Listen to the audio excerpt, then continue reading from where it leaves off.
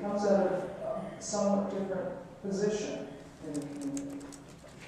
It is our duty as well to look after the whole community, but we can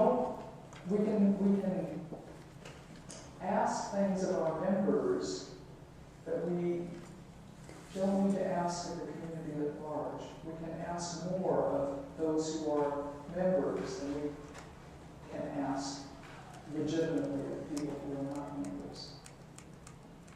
The Anglican Communion right now, the Episcopal Church's place in it, we're a big player in the Anglican Communion, both because we are so geographically diverse. We are a wealthy part of the Anglican Communion, even though most dioceses here feel pretty poor right now. Comparatively speaking, we are wealthy. We are well educated theologically, at least we think so, compared to some parts of the Anglican Communion. We just have a lot more resources. We have, in many cases, been pretty faithful about sharing resources, about willingness to be in partnership with other parts of the community. Sometimes we have done that from fairly colonial standpoints, and sometimes we've done that from more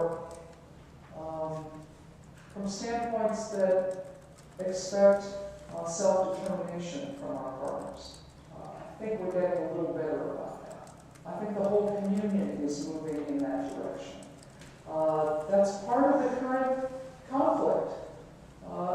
Nigeria and Uganda and Kenya want to say, you're not going to tell us what to do.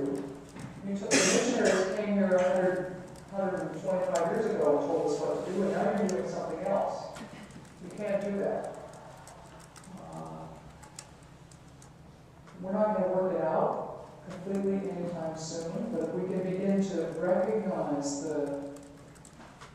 gifts in different parts of the communion and the differences in context, maybe we can discover what it means to be in closer relationship and not for us to be in charge, which is, I think, often been our stance. I think we should direct things because we're big and powerful. And frankly, some of the difficulty around the community relates to perceptions of this church as reflective of the U.S. government. In that light, then, what do you think is the likelihood that the communion as a whole will survive in any fashion like its current affiliation setup, and what difference does it make? The ability of the communion to relate within itself is of immense importance. You noted at the beginning that this is the third largest communion, religious communion in the world. We have a distribution system almost without peer. There are churches beyond the ends of roads all over the world that have Anglican connections.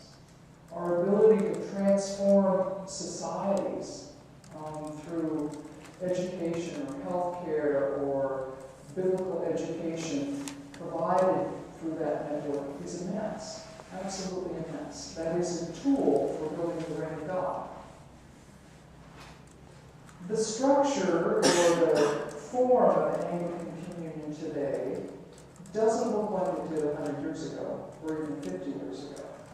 The phrases that have become currency, like instruments of communion, are this may be a strong word, but a fiction of the last few years.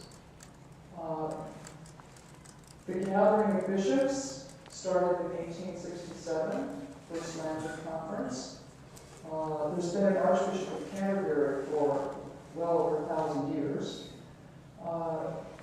The Anglican Consultative Council is only about 30 years old, 35 years old, and the gathering of primates is younger than that. So there are two or maybe even three of the so-called instruments of communion are recent innovations.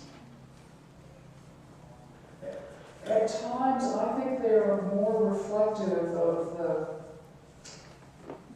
the yearning of Israel for a king, and the yearning to be more like the Roman communion, then they are reflective of our Anglican DNA, which says we can be diverse within a body as long as we come and worship at the same table. We're never all going to be the same. We never are.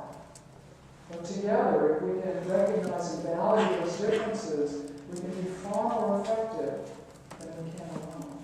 It just takes a lot more work to make something like that work than an authoritative hierarchy. It's just easy to be accepted. And more structure like the covenant is not going to fix it.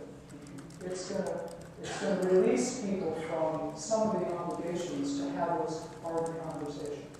To actually be two questions that take some of that conversation beyond just the Episcopal Church and the Anglican Communion. How can those outside the Episcopal Church work with it, and can we respect other religions? How can those outside the Episcopal Church work with it? Any ELCA members here? All right. We're in full communion with the Evangelical Lutheran Church in America. There are congregations in the Episcopal Church who are served by Lutheran pastors, and there are congregations in the ELCA who are served by Episcopal priests. There are even some who have joined or who worship together, served by one pastor. We're in a conversation like that with the Moravians, and we have Moravians in this part of the country. We voted on a full communion agreement with the Moravians last summer at General Convention.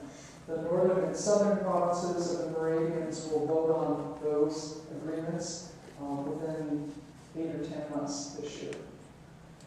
We can do more together than we can alone. We share a great deal in common. We're not identical. How can we share with other faith traditions? There's a wonderful example in Omaha, Nebraska called the Tri-Faith Initiative. The Episcopal Diocese of Nebraska, a Jewish congregation, and a Muslim congregation started talking to each other a couple of years ago.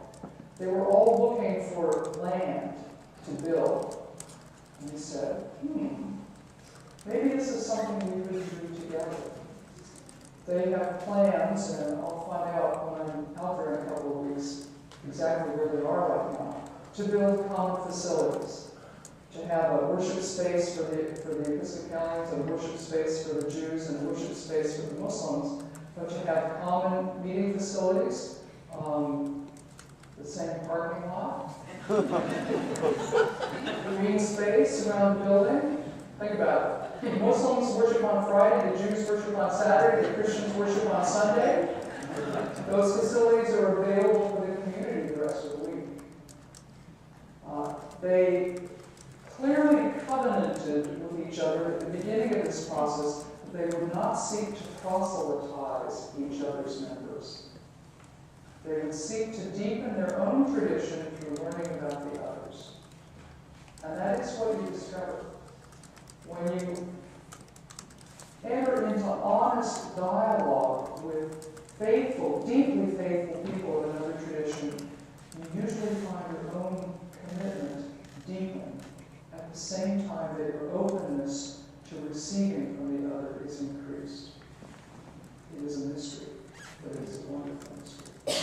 Well, I'd love to hear you speak to the sort of the maybe more basic spiritual question of that religious traditions tend to be, maybe they all are, ways of seeking truth. And adherents of traditions believe they're following a path to truth, or perhaps have already found truth. How then is it possible to accept, to respect another religion as perhaps a quite different path to truth without saying it? No, actually, quite truth.